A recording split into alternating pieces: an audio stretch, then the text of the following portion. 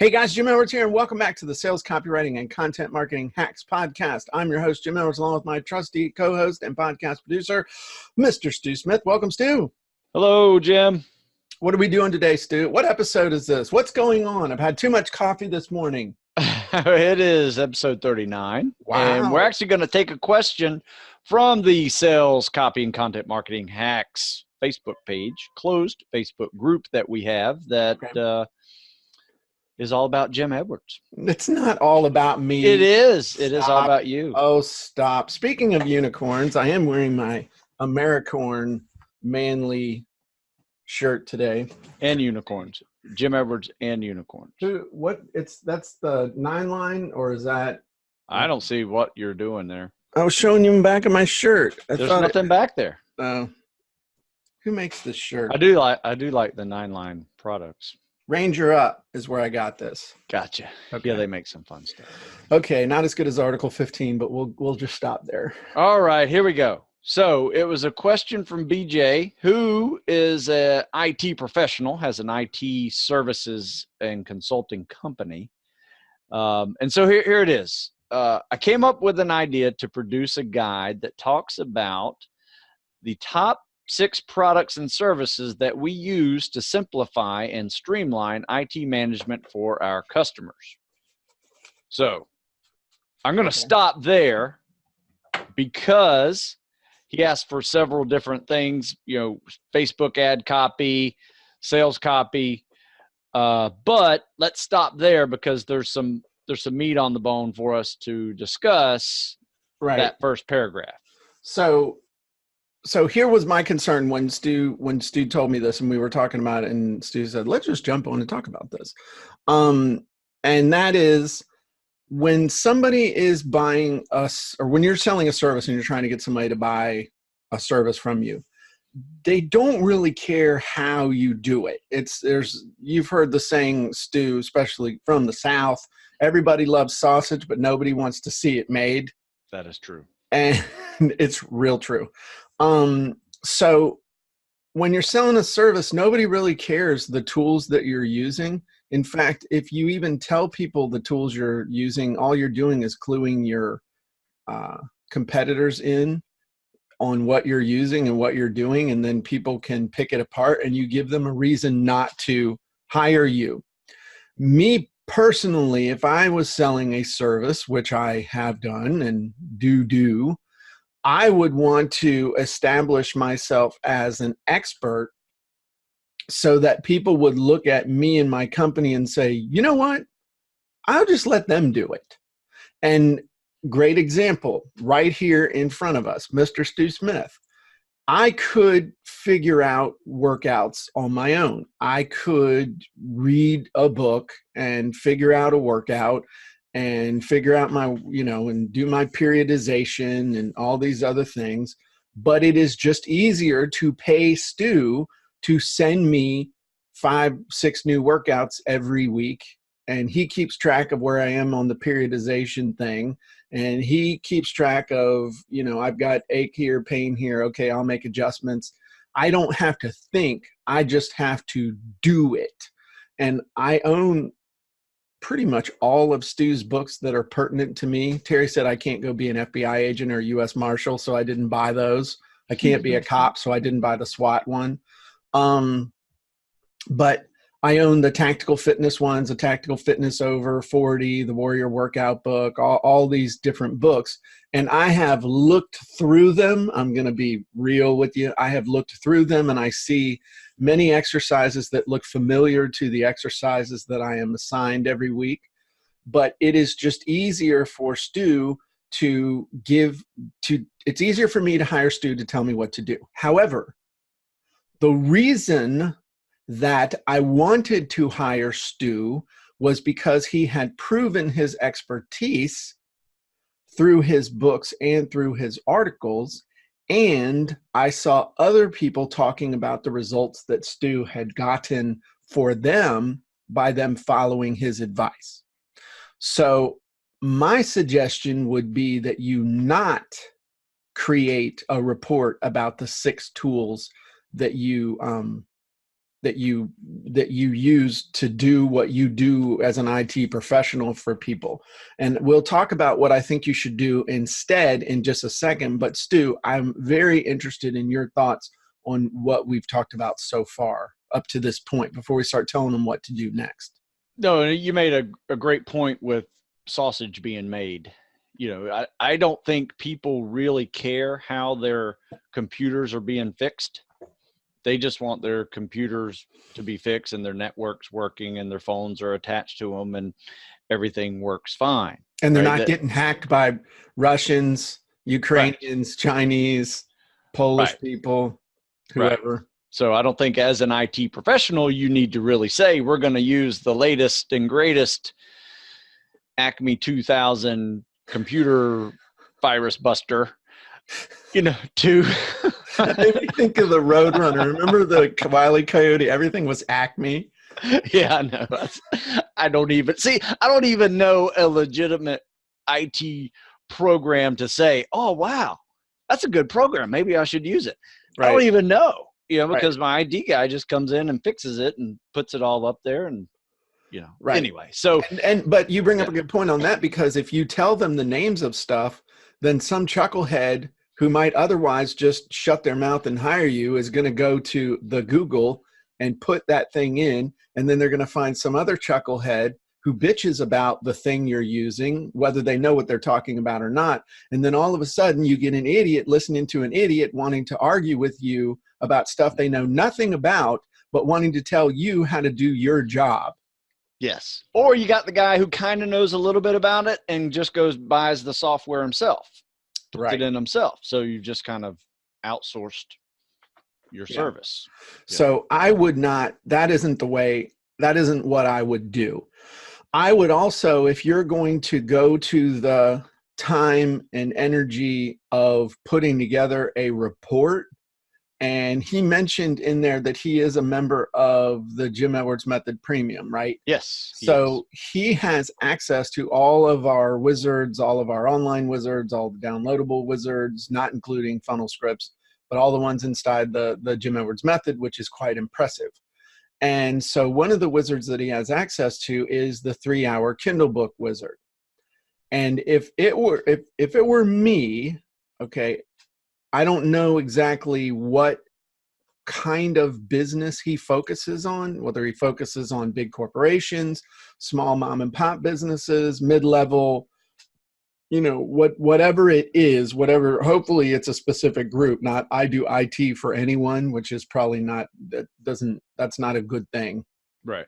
So whatever group that he goes after, I would suggest that he write a book like the 10 biggest mistakes, or the 3 biggest mistakes companies make with IT that lead to ransomware, general gnashing of teeth and wringing of hands and loss of life and marriage. I mean, that's a bad title, but just something that would be a huge credibility builder. Like grab one of your books back there, Stu. Just grab that one and say, you know, if you were talking to a potential client who was going to pay you, you know, $300 a quarter to send them, way to go there, Vanna Smith. If you were going to talk to somebody who was going to pay you basically $100 a month to send them workouts or whatever the charge is now, and you said, hey, here's a copy of my book. If you'd like to check it out, all they're going to do is look at it and then say, you know, one of the great things that I can do to make your life easier is I can send you workouts every week. You don't have to think about it. You just have to do what's on the checklist. If you have questions, you get my personal cell phone number. If you're having any problems, you can call me anytime and I'll help you out. But the fact that you've got that book in your hand and you are a published author because it's up for sale on Amazon, you may only ever sell 10 books a year on Amazon. But the fact that you have that book, I'm assuming that an IT contract with a business is worth many thousands of dollars to you. So you're not going to get rich having the book on Amazon, but you could certainly make a crap ton of money because you have the book and being able to hand it to someone. That's what my buddy Pete does with his, I see his book over there, but I don't want to go grab it. But he's got his book to give people and show people to hire him to coach them on investing. I mean, it's just, you can do it with all kinds of different stuff. So let me show you you want to take a look at the wizard real quick? You can do it with a business card, or you can hand somebody a book. Right. Which one of those is more impressive? Which one do you want to do? And when you do those in quantity, and the quantity is not very big, I mean, you can do them pretty cheap. You can get a book, a 50, 60, 70 page perfect bound book done for a couple of bucks. Yeah. So would you hand somebody $2 for the chance for them to hand you back $5,000? And if the answer is not all day, every day, then you're not paying attention. So especially because what we're talking about with the IT stuff. So I'll show you real quick what this wizard can do, which is pretty neat. And basically you just have to answer 19 questions. And the example I have loaded in here is actually from the book that we helped Stu do. And so you basically, it'll just ask you, who's asking the questions, because the whole principle around this is it's done as an interview. You do the interview, you have the interview transcribed, you get it laid out by somebody at Fiverr, you hire somebody at Fiverr to make a cover for you, and then the wizard does all the heavy lifting of writing everything from your cover letter to your chapter titles to giving you suggestions for book titles. It'll lay out 12 different interviews that you can choose from. So this is the one we did with Stu. So Jim interviewed Stu. You can have anybody interview you. The target audience was tactical athlete over 40. Main keyword theme was recovery and maintenance. And then it just asks you questions about the topic, the payoff, the benefits. Then that's pretty much it. The rest of it is all about you as the author. So it gets your experience, your earn the right, your background, your education, cool facts, big obstacle. And then it'll help you write the title. So you would skip over that. I got a whole training that goes with this that you guys can watch. I just want to show you what he can do. And then I'll ask you for a cool secret. It'll take you maybe 15 minutes to fill this out. The hardest part is putting in the bullets about yourself. And then the magic happens when you click the build button, because this thing's it's got 12 different interviews that you can do. So me personally, I would do mistakes. So if we were going to do a mistakes book, we would choose that one. And it churns out an entire, we could be here for a while, but basically this just churns out an entire interview. Hi everybody and welcome to 3 recovery and maintenance mistakes every tactical athlete over 40 needs to avoid. My name is Jim Elvers. Today I'm talking with recovery and maintenance expert Stu Smith. And we filled that out like 2 years ago. So the thing is, once you fill it out once, you could potentially write 12 books just from filling that software out one time. So it has all the questions to get them, and then it has a bunch of extra questions that you can use to really fill out the interview. So if you wanted to do an hour and a half interview, it's easy to do, and an hour and a half interview is going to translate into about a 50 to 60 page book. And then what this will also do is it'll write your ad. He asked also in the thing about ads and stuff like that. Yep. It'll sales write copy for the book. Yeah. Or guide. Here, let me show you this. It'll write if you want to sell it from your sales page or from your own website, I just wrote an entire sales letter for that book instantly. All right. Tactical fitness for the athlete over 40. Attention, tactical athletes over 40. Listen in as recovery maintenance and maintenance expert Stu Smith reveals tactical fitness for athletes over 40, actively pursuing recovery and maintenance, how to train effectively and actively pursue recovery. So it writes the first draft instantly for you. It'll make ads for you. It'll write your sales copy bullets. It'll write your author bio, which is really cool. And by the way, this worked really well on Amazon, and using Jim's method, we were able to push this, got ranked #1 that first week it was out. right? Took a nice little snapshot of that. Number one best-selling new release. I think it was what it got after the first month. And this also showed me that I was neglecting a market that I didn't really think about that much in the 40 and over crowd. So I actually created 3 more books so people could build up from 0 to 50, right? And work their way up to this book, because this is a fairly advanced program. So I actually created 4 books from this one thing, and I sell more of these on Amazon than I do my own published books now. So it's a real publisher. Yeah. So we're not saying that's going to happen for you, but we're not saying it won't.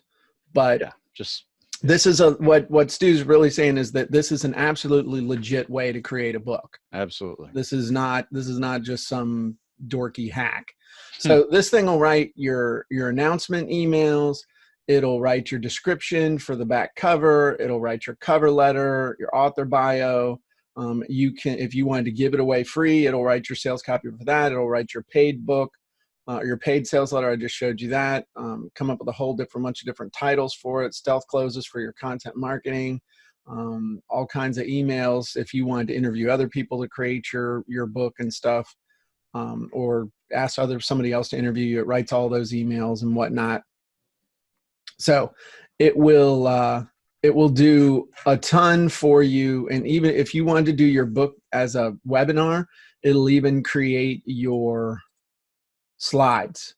Nice. So I'll just show you how it churns that out. So my suggestion, the guy's name was BJ. Yep. My suggestion would be, before you start worrying about writing ads, I mean, look at this. It's a whole freaking webinar ready to go. Before you start worrying about running ads and stuff, I would create something that I think is going to be more of an asset than just throwing stuff against the wall. I honestly, unless you were selling a course or something, I just think the thing of giving away six tools and revealing the 6 tools you use and then trying to sell a service, it just doesn't flow mentally for people. I would much rather see you go through this process, create a cool book, use it as a real asset in your business, and get people to hire you. Yeah. What is your saying? It's what it does, not what it is. What is that? Yeah, you sell what it does, not what it is. Right. So you're selling people. I mean, think about what you're actually selling in this IT thing. You're selling peace of mind. You're selling the ability to save a ton of time and effort. Because if you've ever tried to even just fix your own computer, think about trying to fix an IT network. You're selling security, because I'm assuming that part of what you sell is to keep from getting hacked by, I don't know, South American. Everybody's worried about Russian hackers. I'm sure there's other hackers in the world. I'm trying, Bulgarian gangsters. I don't know. But just start making a list of all those things. And the best thing you could also do would be to talk to existing customers and say, why do you hire an IT professional like me instead of either trying to handle it in-house or do it yourself? And listen to the answers they give you. What are your concerns about security? What are your concerns about time and resources and stuff like that? They'll give you the buzzwords that you can use to sell other people. Yes. So I would agree. Some of those buzzwords may be fairly analytical, right? I need you for this, this, this, and this, but I guarantee you there will be some emotional words in there that you can also use, because you are really saving people a lot of heartache, downtime, completely unproductive, at their work or home or whatever. You could really find some emotional pull in there too. Absolutely. Absolutely. I agree 1,000% with that. And, if we were looking at just titles and stuff for what you're doing, another thing that we have, and this isn't necessarily, but I'm, we got a couple minutes. Let me show this. Sure. Sometimes when I'm just trying to think up titles and stuff, I'll use the article title wizard. We got a bunch of different title, and we got the nonfiction title wizard and stuff, but sometimes I'll just jump in this article title wizard because you only have to fill in 4 things. But what's your main keyword for phrase? Let's say it's IT security. Who's our target audience? Business owners.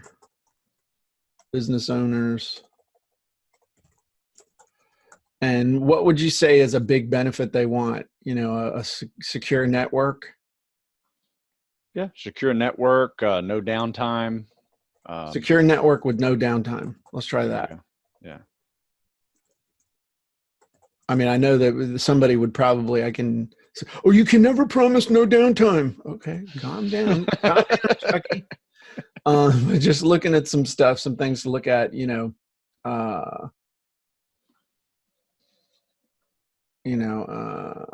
3 IT security tips every business owner needs to know. That's not a bad one. That's actually not a bad one at all. I mean, and the number could be anything. It's whatever you want to do. It should be an odd number though. I think odd works better than even. It just does, because it makes people stop. It's like dozen eggs, but then baker's dozen, 13. Oh, okay. Let's look down here. List article or list mistakes. 3 IT security mistakes business owners make and don't even know it. I like.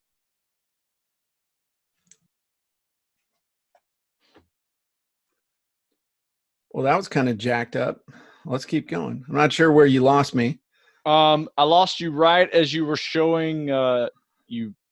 Let's just start over where it's fine. I know where we were. Just on the I don't want to start over. On the title thing. So you're on the title wizard, finishing the last thing and showing. Right. You're reading. Did you see any of this? Yep. Okay. So the big one that I liked was right here. The 3 IT security mistakes. I'm not recording.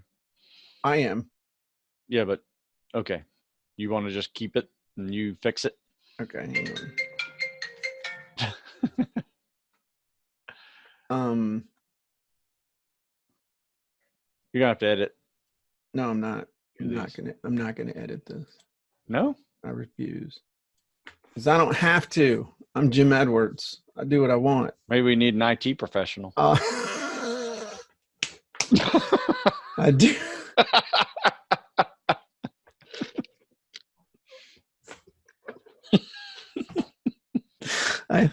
I can see that. Okay, so the one that I like the best out of this was the 3 IT security mistakes business owners make and don't even know it.